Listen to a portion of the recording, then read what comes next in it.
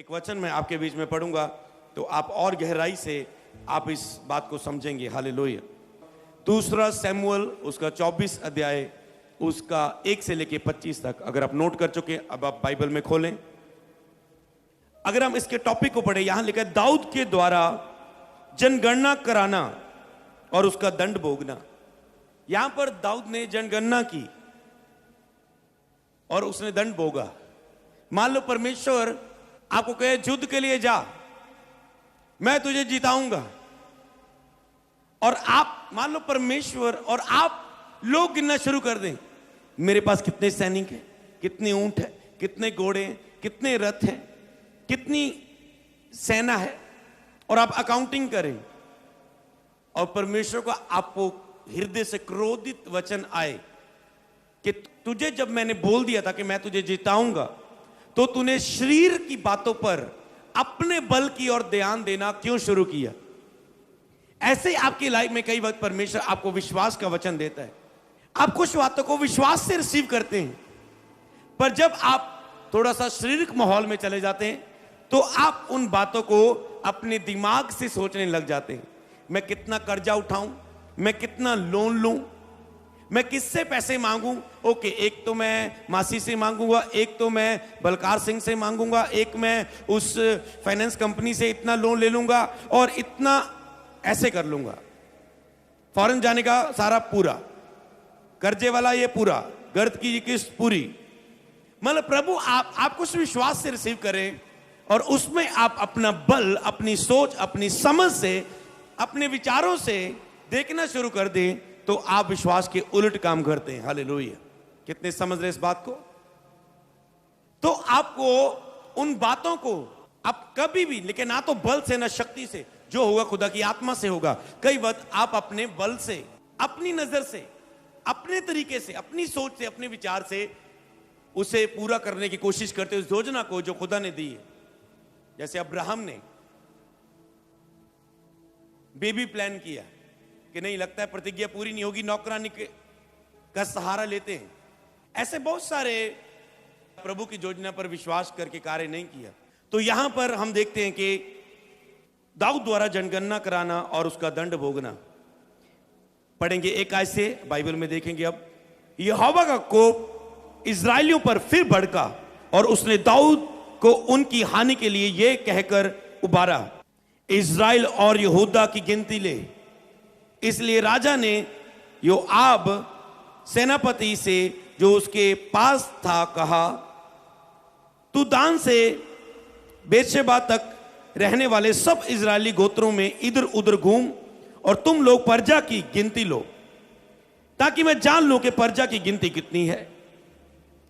जो आपने राजा से कहा, प्रजा के लोग कितने भी क्यों ना हो, तेरा परमेश्वर यहोवा उसको 100 गुना बढ़ा देगा। कहता है प्रजा के लोग कितने भी क्यों ना हो, तेरा परमेश्वर उसे 100 गुना बढ़ाने की शक्ति रखता है। और मेरा प्रभु राजा इसे अपनी आंखों से देखने भी पाए। परंतु हे मेरे प्रभु, हे मेरे राजा, ये बात तू क्यों चाहता है। तो भी राजा की आज्ञा योआब और सेनापति पर प्रबल हुई। अब योआब और सेनापति राजा के सन्मुख से इजरायली प्रजा की और गिनती करने को निकल गए। उन्होंने जर्दन पार जाकर एरियोन नगर की दाहिनी ओर डेरे खड़े किए, जो गाद की घाटी के मध्य में जाजेर की ओर है। तब वह गिलाद में और तहतीमिये देशी नामक देश में गए, फिर दयान को गए और चक्कर चलाकर सिदोन में पहुंचे। तब वह सोर नामक दृढ़गढ़ और हिब्बियों और कनानियों के सब नगरों में गए। उन्होंने यहूदा देश में दक्षिण में बेर्शेबा का दौरा निपटाया। इस प्रकार सारे देश में इधर उधर घूमकर वह 9 महीने और 20 दिन के बीतने पर यरूशलेम को आए।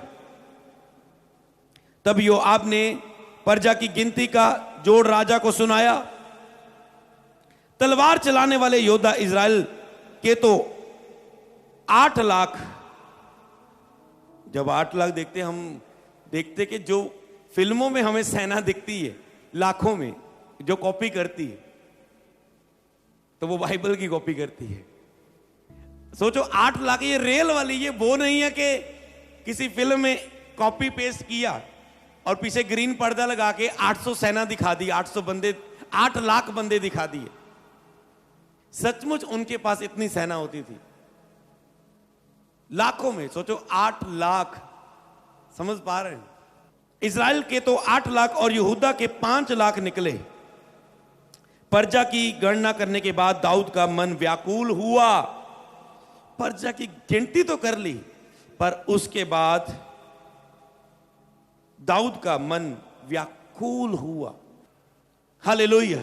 इतनी आशीष होने के बावजूद भी एक छोटी सी हृदय में बात को डाल लेना और बाद में यहोवा के क्रोध का सामना करना, मूर्खता के कारण।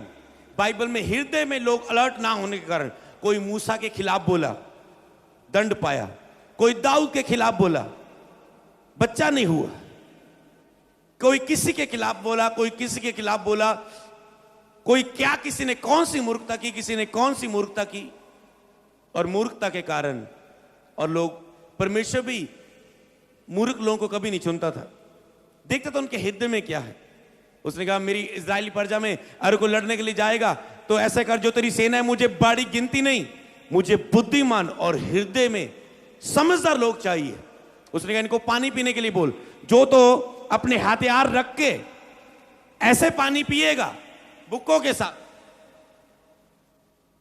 वो मुझे नहीं चाहिए। पर जो अपने हथियार बांधे हुए, हथियारों को पकड़ के ऐसे नदी में जाके तपड़ तपड़ करके पानी पिए कुत्तों की तरह, जो समझदार अलर्ट है बंदा, मुझे वो चाहिए। और ऐसा ही हुआ है। कुछ लोगों ने समझदारी से काम लिया कि ऐसे नहीं कि हम युद्ध के मैदान में और दुश्मन कहीं से प्रहार करे और हम हथियार उठाने में लग जाए। इतने अलर्ट थे। खुदा ने कहा ये चाहिए। तो आज अगर आप आत्मिक जीवन में अपने हृदय के प्रति अलर्ट नहीं है, हृदय में कुछ भी आया, कोई सुंदर लड़की देखी, हृदय लग गया। कोई पैसों का लालच दे गया, हृदय लग गया। कोई भी शारीरिक बात देखी, खुदा को बुला दिया, उस आशीष के ऊपर मन लग गया। कई बार खुदा लोगों को आशीष देता है और लोग उस आशीष देने वाले खुदा को भूल जाते हैं, उस आशीष के साथ इतना व्यस्त हो जाते हैं। चाहे वो फॉरेन की आशीष है, चाहे बिजनेस की आशीष है, चाहे वो आपकी गाड़ी है, चाहे वो आपका घर है, चाहे वो आपकी मैरिड लाइफ है, चाहे वो आपका बेबी है। आशीष में इतना व्यस्त हो जाते हैं कि वो खुदा से दूर हो जाते हैं। खुदा कभी भी ऐसी आशीष नहीं देता जिसके द्वारा आप खुदा से दूर हो। और खुदा ये नहीं चाहता कि आप आशीष के द्वारा उससे दूर हो। और इसीलिए आपको हृदय पर मनन करना आज से आप शुरू करेंगे। यहां पर दाऊद ने कहता मैंने मूर्खता का काम किया, मूर्खता की, मैंने बड़ा पाप कर दिया क्योंकि मुझसे बड़ी मूर्खता हुई है। कहता मुझे माफ कर। क्योंकि 11 आयत में लिखे, सवेरे जब दाऊद उठा तो यहोवा का यह वचन गाद नामक नबी के पास से दाऊद का दर्शी था पहुंचा। दाऊद के दर्शी के पास पहुंचा और उसने आके दाऊद को बताया, जाकर दाऊद से कह, यहोवा यूं कहता है, मैं तुझको 3 विपत्तियां दिखाता हूं, उनमें से तू एक को चुन ले कि मैं उसे तुझ पर डालूं। परमेश्वर ने कहा दाऊद तूने जो गलती की है सजा तो मिलेगी, क्योंकि जिसे पिता प्रेम करता है कोड़े लगाता है कि तू दोबारा से गलती ना करे। हम भी करते कई वक्त चर्च में, अगर हम इसे बोले ओ तूने गलती की, अरे सॉरी पापा जी, ओके ठीक है, अगली बार फिर, अगले संडे फिर, अगले संडे फिर। तो जब गलती की सजा दे दी जाए, ओके अब गलती गई, 50 रुपए फाइन, 30 रुपए फाइन, 100 रुपए फाइन। अभी पैसे से प्यार है नहीं, फाइन पड़ेगा। गलती की तो फाइन पड़ेगा, सजा मिलेगी, ओके नहीं करनी। ओके गलती की, अब 1 महीना तुम पुलपट पर नहीं आओगे। गलती की, अब 2 महीने तुम ब्लेंडर की सेवा नहीं करोगे। ओके अब जब 2 महीने के बाद बंदा तड़पता है, आता है और उसके बाद कहता है मैंने आगे से गलती नहीं करनी, मुझे सबक मिल चुका है। समझ पा रहे हैं? और ऐसे खुदा सबक सिखाता था कि नहीं तो तुम हल्के में ले लोगे, खुदा की ताड़ना को हल्की बात जान लोगे। और परमेश्वर ने कहा मैं 3 विपत्तियां तुझे दूंगा, उनमें से एक चुन लेना। मैं आपको दाऊद की समझ बताऊंगा यहां पर। चाहे उसने गलती की, पर उसने हृदय में एक समझ थी, जो समझ से वो कुछ हद तक बचाया गया। जाकर दाऊद से कहे, यहोवा यूं कहता है, मैं तुझ पर 3 विपत्तियां डालूंगा, इनमें से एक को चुन ले कि मैं उसे तुझ पर डालूं। अदगाद ने जाकर दाऊद के पास जाकर इसका समाचार दिया और उससे पूछा, क्या तेरे नंबर 1, क्या तेरे देश में 7 वर्ष का अकाल पड़े? कहते जा तो तेरे देश में 7 वर्ष का अकाल पड़ेगा, 7 वर्ष तक अकाल रहेगा, भूखमरी रहेगी, अकाल रहेगा, खाना के लिए तड़पोगे तुम। जब 3 महीने तक तेरे शत्रु तेरा पीछा करते रहे, जा कहते 3 महीने तक तेरे शत्रु तेरे पीछे भागेंगे और तुम भागोगे उनके सामने, तू उनसे भागता रहे। अगली बात, जहां तेरे देश में 3 दिन तक मरी फैली रहे। अब सोच विचार कर, मैं अपने भेजने वाले को क्या उत्तर दूं? दाऊद ने कहा, मैं बड़े संकट में हूं, हम यहोवा के हाथ में पड़े, क्योंकि उसकी दया बड़ी है, परंतु मनुष्य के हाथ में मैं ना पड़ूंगा, कहता है। देखो कितनी अद्भुत बात कह रहे। कहते हैं हां, मेरे ऊपर बड़ा संकट आया, मैं यहोवा के हाथ में पड़ूं, यहोवा विपत्तियां दे, पर मैं मनुष्य के हाथ में नहीं पड़ूंगा, दुश्मन के हाथ नहीं, शैतान के हाथ नहीं, मनुष्य के हाथ नहीं पड़ूंगा। आज परमेश्वर दंड नहीं देता, आपने शिक्षा पाई है, ये पुराने नियम की बात है। आज परमेश्वर कहता है, मैं तुझे क्रूस पर जान के देके जा चुका हूं, अब मेरी आराधना करना, मुझे मानना तेरा ही फायदा है, मेरे वचनों को नहीं मानना, मुझसे भागना तेरा ही नुकसान है। तो तू चुन ले किसको चुनना है, आशीष को, श्राप को, स्वर्ग को, नरक को, आशीष को, भलाई को, सुख को, दुख को, किसको चुनना है, तेरी इच्छा है। तो जब आदम हवा ने फल खाया, वो भी उनकी इच्छा थी, क्या करना है। तो परमेश्वर आपके हृदय के सामने इच्छाएं रखी होती है। आज एक व्यक्ति ज्यादा ब्लेस है, दूसरा कम ब्लेस है, इसमें परमेश्वर की इच्छा नहीं है, ये उसके हृदय की बातें हैं कि वो क्या चॉइस करता है अपने हृदय से, जो उसके चारों दिशाओं में हो रहा है। यीशु के सामने शैतान ने 3 हथियार यूज किए। जीसस क्राइस्ट क्या चॉइस कर रहे हैं, क्या बोलते हैं अपने हृदय से, क्या निकलता है हृदय से, वो डिसाइड करता है कि क्या होगा उसके बाद, शैतान भागेगा या क्या होगा। इसीलिए आप जिस माहौल में रहते हो, परमेश्वर आपके सामने इच्छा शक्ति रखता है कि तुम किसको चुनते हो। एक और संडे चर्च आना है, दूसरी ओर घर में रिश्तेदार आए हो, तुम किसको चुनते हो। एक और दशवांश बोना है, दूसरी ओर तेरे मंथली खर्चे हैं, तुम किसको चुनते हो। एक और पवित्रता ही है, दूसरी ओर पाप है, तुम किसको चुनते हो। तो ऐसे बहुत सारी बातें जिसको आप अपने लिए मनन कर सकते हैं। पर आज एक व्यक्ति ज्यादा आशीष है, कम आशीष है, प्रभु की मर्जी नहीं। एक व्यक्ति ज्यादा ब्लेस है, एक व्यक्ति तंदुरुस्त है, दूसरा नहीं है। अभिषेक, अनॉइंटिंग, ब्लेसिंग, हाँ कुछ चीजें प्रभु ने अलग अलग, हर एक को अलग अलग अंग दिए, अलग अलग ब्लेसिंग दी। हर एक चर्च को खुदा ने अलग अलग तरह की अनॉइंटिंग दी है, अलग अलग तरह के वरदान दिए, ताकि कोई ये ना कहे ये मुझसे बड़ा, ये मुझसे बड़ा, मेरे पास ये क्यों नहीं, वो क्यों नहीं। वो कहते जो तेरे पास है वो इसके पास नहीं, जो इसके पास है वो तेरे पास नहीं। जब यहां पर दाऊद ने चुना, कहता है आज अगर परमेश्वर अनुग्रहकारी है, परमेश्वर अगर आप गलती करते हैं, परमेश्वर तो आपको कुछ नहीं करेगा, पर वो अपनी सुरक्षा को उठा लेता है।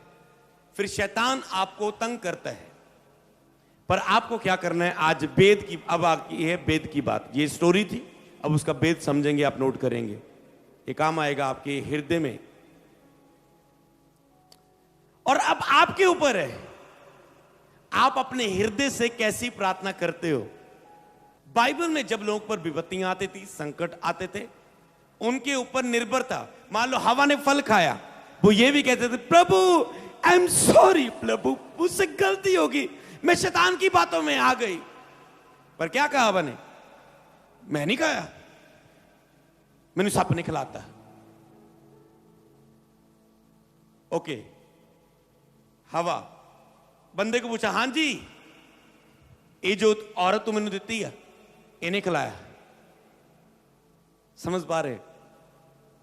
ये उन पर निर्भर था कि वो क्या करते। समझ पाए? शाऊल ने गलती की। क्या किया? प्रभु ने कहा सब कुछ मार दे, खत्म कर दे, वापस आना। ओके, स्टोरी आप जानते हैं। क्या किया? शाऊल ने भेड़ बकरियां ले आया कि मैं खुदा को भेंट चढ़ाऊं। लोगों ने फुसलाया, ले जा ले जा ले जा, अपने परमेश्वर को भेंट चढ़ा मांगे। लोगों की बातों में आ गया, मान ली। आज आप भी लोगों की बातों में आके कुछ भी बोल देते हो, किसी की गलती में खुद शामिल हो जाते हो। ओके, ये ले आया। परमेश्वर क्या? शाऊल, मुझे भेंटे नहीं, मुझे आज्ञाकारी चाहिए, मुझे ऑफरिंग नहीं, मुझे बेटे नहीं, बलिदान नहीं, मुझे आज्ञाकारी चाहिए। मैंने नहीं कहा था सब कुछ खत्म कर, पर ये बकरियां मैं क्या कर रही यहां पर? उसने बातों को बनाया, इन्होंने मुझे फसला दिया, मैं इनकी बातों में आ गया। हे परमेश्वर, अब कहता है शमूएल ने उसे बताया खुदा की आवाज को, अब तेरा राज्य तुझसे फाड़ दिया छीन के। कहता जैसे तूने मेरा कपड़ा, उसने उसे पकड़ा। कहता नहीं नहीं नहीं, उसे कपड़ा पकड़ा, फट गया उसका पीछे से। कहता जैसे ये कपड़ा फटा, तेरा राज्य फाड़ के छीन के तुझ किसी और को दे दिया जाएगा तो तुझसे उत्तम है। दाऊद के बारे में बात हो रही थी, आने वाले दाऊद के बारे में। तो शाऊल कह सकता था, उसका वो मुझसे गलती हो गई, शमूएल मेरी गलती को बताना ना, मुझसे ये गलती हो गई, लोगों में ना बताना। समझ क्या करी यार ये? कहां गया दिमाग? कहां गया हृदय? हृदय को काम में लाना आज से मैं आपको सिखाना शुरू करूंगा। फिर से बोल रहा हूं, हृदय था उसके पास, चॉइस इसके पास थी। क्या चॉइस करता है ये कहता है बातें बनाने लगा, अपनी इज्जत की परवाह है, झुकने की परवाह नहीं। अरे झुक जाता, खुदा माफी हो गई, प्लीज प्लीज प्लीज मैनू ना मरन दे दुश्मन देता। मैं मानदा परमेश्वर, एक मौका थे, पर के देख ली, इतना टाइम चल लूंगा तेरे नाल। खुश नहीं, हम्बलनेस, कोई दीनती नहीं। कह देता प्रभु जैसा भी हो कबूल कर ले प्लीज। दाऊद जैसा तो नहीं, अब्राहम जैसा विश्वास तो नहीं, अय्यूब जैसा तो नहीं हूं, पौलुस जैसा मरा तो नहीं हूं, कबूल कर ले ऐसा ही। अरे वो अनुग्रहकारी और दयालु है। शाऊल भूल गया उसकी दया को, क्रोध के शब्दों को सुन लिया। यहां पर दाऊद को पता चला, कहता तुझ पर विपत्तियां आएंगी, चुन ले। कहता प्रभु तेरे हाथ में पड़ना अच्छा है, अगर आनी ही है, पर दुश्मन और शैतान के हाथों नहीं, मनुष्य के हाथों नहीं। और परमेश्वर ने विपत्तियां देनी शुरू की। उससे आगे 14 आयत से आगे आप घर जाके पढ़ेंगे। विपत्तियां आई, चलती चलती चलती प्रभु पछताया, ओ नो, मुझसे देखा नहीं जा रहा है इतना नाश अपने लोगों का। वो कहते हैं मैं और नाश नहीं करूंगा। उसने अपना मन बदल लिया। तारीफ करो खुदा की। समझ पा रहे हैं? तुम किसका चुनाव करते हो अपने हृदय से? अगर तेरे सामने ऐसी बातें आए, तुम हाँ बोलोगे तो फंसोगे, ना बोलोगे तो फंसोगे। तो विचकार में अगर कुछ बोलना है तो वो आपकी हृदय की बात होगी, वो आपकी बुद्धि और समझ कि आप कैसे कितना समझते हैं बाइबल को। हालेलुया। प्रभु ने कहा जब तुम महासभा के सामने जाएं तो अपने मन में ये ना विचार करना मैं हृदय से ये बोलूंगा, वो बोलूंगा, ये बोलूंगा। सफाई में जब तेरा मेरे नाम के कारण विरोध हो, तुझे जेलों में पकड़ के फेंक दे, और तेरा न्याय हो, तेरी पूछताछ की जाए, तेरा मुकदमा सामने लाया जाए, तो ये ना सोचना मैं ये कहूंगा वो कहूंगा। मन में विचार ना करना, हृदय में। उसी घड़ी तुझे पवित्र आत्मा के द्वारा वचन दिया जाएगा कि क्या बोलना है। सब बोले आमीन। तो अगर ये जुक्तियां बनाए, मैं इतना बोलूंगा, मैं ये बोलूंगा, मैं वो बोलूंगा। मान लो आप पुलिस वाले के सामने जा रहे हैं, आपका चालान कटने जा रहा है, आप लंबी चौड़ी स्टोरी लेके आए, सोच रहे हैं अब जा रहा हूं उसके पास में, रोक लिए, गाड़ी से निकलूंगा, ये बोलूंगा, वो बोलूंगा, ये बोलूंगा, वो बोलूंगा, और आपने बहुत कुछ बोला, और उनका तो रोज का काम है, वो तेरे झूठ को पकड़ लिया उसने, तेरी बातों को। पर एक कह रहे हैं हाँ जी सर जी, गलती तो हुई है, आपके हाथ में सजा देना या ना देना, आप जो बनता है करें, आगे से तो मैं ख्याल रखूंगा। वो कहता यार बड़ा बंदा वधिया निकलिया, ऐदां दी गल तो पहली बार सुनी, चल यार। किसकी बात निकली? हृदय की बात। और आज एक व्यक्ति पर संकट है, दूसरे पर नहीं, ये व्यक्ति चॉइस करता है। परमेश्वर नहीं, बीते समय आपने देखा परमेश्वर की ओर से कोई दुख नहीं। अगर दुख आएगा तो वो आपके द्वारा आ सकता है, आपके कारण, आपके खुद के कारण, आपके हृदय में परमेश्वर की पहचान ना होने के कारण। और ये मैं बेस बना रहा हूं आज कि परमेश्वर के हृदय को पहचानना और अपना हृदय परमेश्वर के सामने कैसा लेके जाना, और फिर तुम सेम नहीं रहोगे यीशु मसीह के नाम में। हालेलुया। तो चॉइस की उसने खुदा के हाथ में। उसने पता है खुदा दयालु है, कृपालु है। हो सकता है कुछ चीजों में आप निर्बल रहे, आप लड़ाई को लड़ रहे हैं। एक हो सकता है बीते दिनों में कोई लोग, कुछ लोग, सभी नहीं, निर्बल रहे उस लड़ाई में। पर आपने क्या कहा यहां पर? आपको लगता है खुदा आज कबूल नहीं करेगा, पर क्या खुदा कह रहा है वचन और वर्शिप के द्वारा? तू जैसा भी है मैं तुझे कबूल करूंगा, क्योंकि मैं अनुग्रहकारी और दयालु परमेश्वर हूं। मेरा क्रोध क्षण भर का, मेरी दया सदा की है। आपके पास एक ऐसा दयालु खुदा है, तारीफ करो उस खुदा के लिए, उसकी दया के लिए। ओके, अब हम बढ़ेंगे आगे के भेदों की ओर। हालेलुया। हृदय आपका समझ रखता है, इसमें संपूर्ण समझ है। हृदय में भावनाएं है मनुष्य की, हृदय में इच्छा शक्ति है मनुष्य में, जिसका आप चुनाव करते हैं। हालेलुया। तो आपको क्या करना है? आपको परमेश्वर के पीछे चलने और उसके मार्गों पर को जानने के लिए मजबूत निर्णय लेने हैं कि आपको अपने हृदय से अब चुनाव करना। इच्छा, हृदय में इच्छा शक्ति है, भावना है। तो अगर आपको मजबूत निर्णय लेने होंगे परमेश्वर को जानने के लिए, तो आप अपने आत्मा में भरे जाने के लिए कितने सीरियस है आपको साबित करना होगा कि आपको आज से एक लक्ष्य लेना है कि परमेश्वर, मैं आत्मा से भरा जाना चाहता हूं, उसके लिए मुझे कोई भी मूल्य चुकाना पड़े मैं चुकाऊंगा। तो आप आत्मा से भरा हुआ जीवन जीना शुरू कर देंगे। मान लो कोई, अगर मैं चर्च में आज मैं अनाउंस कर दूं कि अगले संडे 4 बजे से जो पहले पहले आएगा सुबह 4 बजे उठ के, उसको 1-1 तोला सोना मिलेगा। सुनो सुनो, तो क्या होगा? मेरे ख्याल से सारा पिंडे चक लेना तुसी, और सारे 4 बजे तो पहले पहुंचे होने। पर चर्च तुम कितने बजे पहुंचते हो? समझ रहे ना? तो यह है मूल्य आत्मिकता के लिए। आत्मिक चीजें जो उससे ज्यादा मूल्यवान है सोने चांदी से, तुम उसको कितना कीमती समझते हो कि परमेश्वर में आत्मिक जीवन में उठने के लिए हर मूल्य देने के लिए तैयार हूं, हर कीमत चुकाने के लिए तैयार हूं।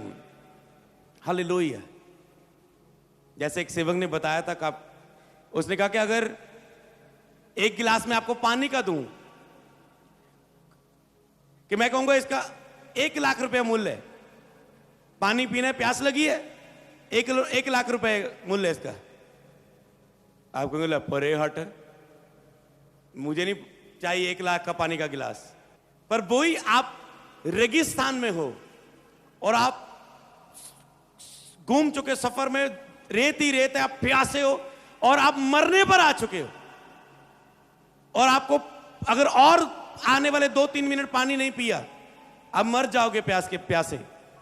और कोई व्यक्ति आपको मिले, कहे अपना सब कुछ जितना भी है, पैसा तेरे पास, जो कुछ भी है तेरे नाम पर, जो भी तेरी प्रॉपर्टी है, सब कुछ मुझे देने का वायदा कर, तो मैं तुझे ये पानी दूंगा। क्या आप वो पानी लोगे? आप कहेंगे जान है तो जहान है, जिंदा रहे तो फिर कमा लेंगे। आप कहेंगे ले ले जो मेरा है, मुझे पानी पिला दे। कीमत समझे आप, वही आप जब जरूरत है तो आपको साबित करने, परमेश्वर मैं तेरे लिए इतना भूखा हूं, इतना प्यासा हूं, पर पवित्र आत्मा तुझसे भरने के लिए मुझे कोई भी मूल्य अदा करना पड़े मैं करूंगा। मैं इतना प्यासा हूं उस आत्मिक जल के लिए। हालेलुया। आपको साबित करनी है भूख। ये आपको निर्णय लेना है कि आप आत्मा से भरना चाहते हैं, अभिषेक से भरना चाहते हैं, उसके लिए हर मूल्य चुकाने के लिए तैयार हैं। सोचो एक व्यक्ति पाप में गिरा है और वो कहता है प्रभु जैसा भी हो कबूल कर ले, कबूल कर लिया। उसके बाद वो भूख ना दिखाए खुदा के लिए, प्यास ना दिखाए, हर मूल्य ना चुकाए आत्मा से भरने के लिए, कल वो फिर गिर जाएगा पाप में, फिर उसी लाइफ में चला जाएगा। समझ पा रहे हैं? और उसके बाद वो आपको ज्यादा नहीं दे पाएगा आगे अपनी लाइफ के लिए, क्योंकि वो विश्वास योग्य लोगों को ही देता है जो फेथफुल है। क्योंकि वचन में क्या लिखा है, एक कि तू प्रभु अपने, तो लिखा है उसके राज्य और धार्मिकता की खोज करो, ये सब वस्तु तुम्हें मिल जाएंगी। तो क्या करना है परमेश्वर के राज्य की, आत्मिक चीजों की, ये हृदय परमेश्वर का जानने की, रोज चर्च आके आराधना के गीतों के द्वारा, गवाहियों के द्वारा, लगातार खुदा के साथ समय बिताने के द्वारा उसके राज्य और धार्मिकता को खोज करना। कहता है सब बातें, सब वस्तुएं पीछे पड़ के मिलेंगी।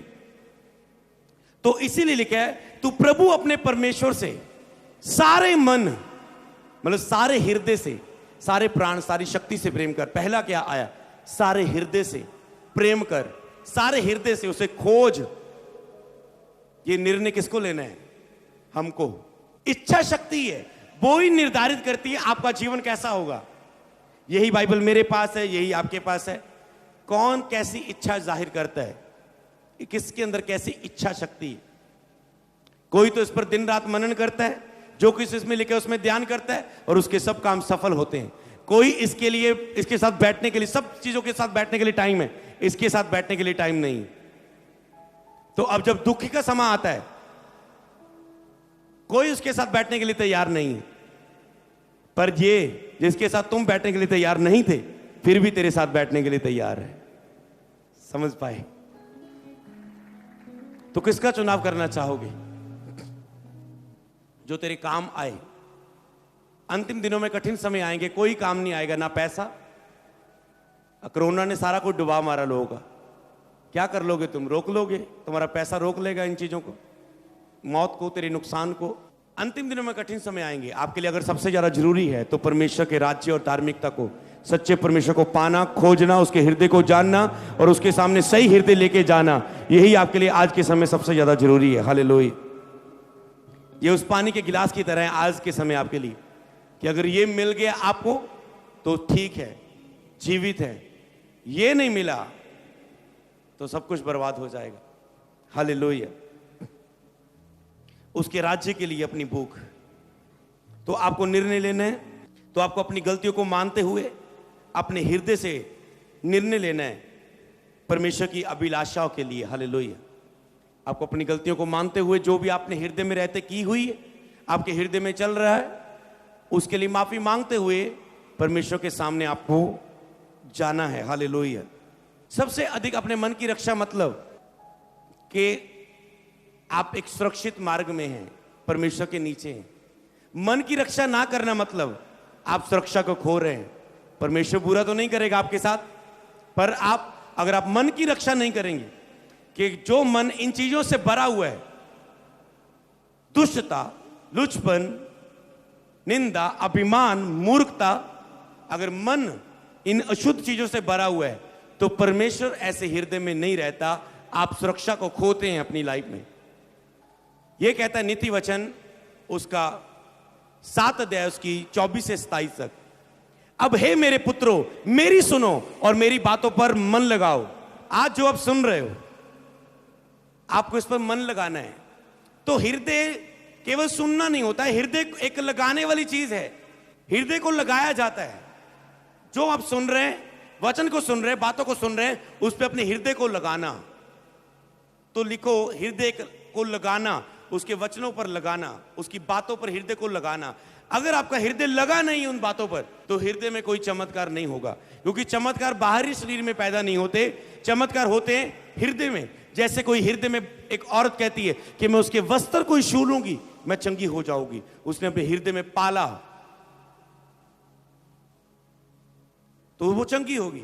जैसे नए लोग आते हैं, वो अपने हृदय में कहते हैं, प्रभु इन गवाहियों को सुन के मेरे हृदय में ये विश्वास बन गया, अगर तू इन्हें चंगा कर सकता है तो मुझे भी करेगा। मैं चर्च आना नहीं छोड़ूंगी, तू चंगा करे चाहे ना, तू मेरा परमेश्वर है, मैं तुझ में बनी रहूंगी, आज से तू ही मेरा परमेश्वर है। ओके, हृदय में कुछ हो गया, इसके यीशु की दीवानी होगी, और इसका मतलब बाहरी रूप में चमत्कार प्रकट होने के लिए इसका हृदय, इसका शरीर तैयार है। हालेलुया।